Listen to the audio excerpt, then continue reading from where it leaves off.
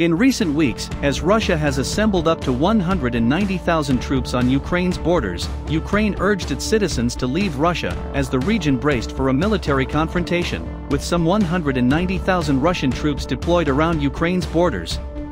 Putin on Tuesday received authorization to use military force outside his country, and the West responded with sanctions. Russia does have 190,000 troops placed at different points along the Ukrainian border, an undeniable threat that makes war possible. Still, it is hard to fully understand what this massive military buildup actually looks like in real time.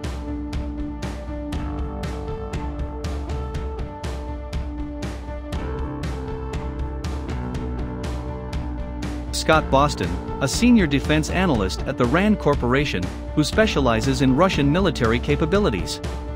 The buildup means for Boston that troops are prepared to invade if those orders come. And right now, there is no compelling evidence of de-escalation on the ground.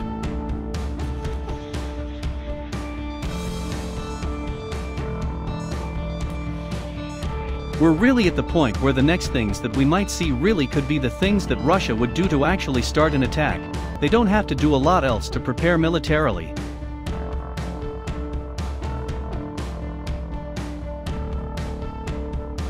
Having an invasion force does not mean that Russia will use it. And as Russia's capabilities far exceed Ukraine's, depending on how this unfolds, it could be catastrophic and incalculable and incomprehensible tragedy that may be hard for the world to grasp.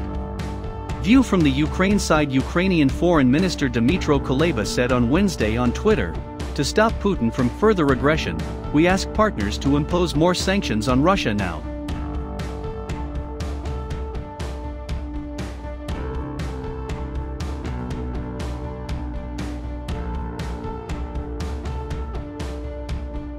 Ukraine's top diplomat wants to see tougher sanctions slapped on Russia over its aggressive posture toward his country.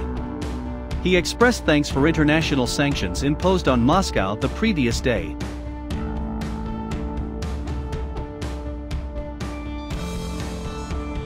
But he asked countries to crank up the pressure on Russian President Vladimir Putin.